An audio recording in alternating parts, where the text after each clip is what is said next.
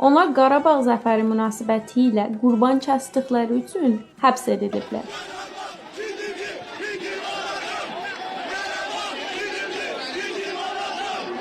Bəli, düz eşitdiniz. İl 2020-dir və Azərbaycan əskərləri Qarabağ torpaqlarını bir-bir azad etdikləri zaman Güney Azərbaycanda olan azərbaycanlılar da dəstəklərini əllərindən gəldiyi şəkildə göstərməyə çalışırdılar. İkinci Qarabağ müharibəsi sürəsində Güney Azərbaycanlılar istər Güney Azərbaycanın içərisində, istər diasporada həm Azərbaycan Respublikasına dəstək olaraq və həm də İran dövlətinə qarşı mitinqlər keçiriblər.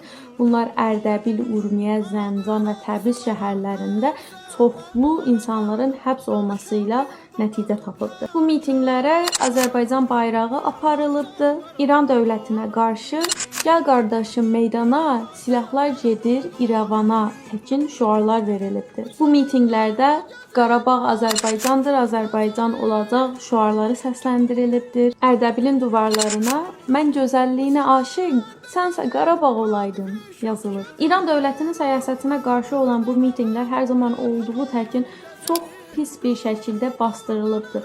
Tutulan insanlara işgəncə edilibdir. Qarabağ torpaqları azad olduqdan sonra bir çox şəhərlərdə şənliklər düzənlənmişdi. Urmiyədə misal olaraq insanlar şərbət və şirini dağıtmışdılar. Polislər bir çox şənliklərin olduğu yerləri basıb, oradakı milləti həbsə atmışdılar və bir çoxlarını işgəncə etmişdilər. Və ən başda dediyim təkin Qarabağ zəfərini qurban kəsən insanları bilə həbsə atmışdılar. Biz Azərbaycan yandaşı deyilik, biz özümüz Azərbaycanlıyıq.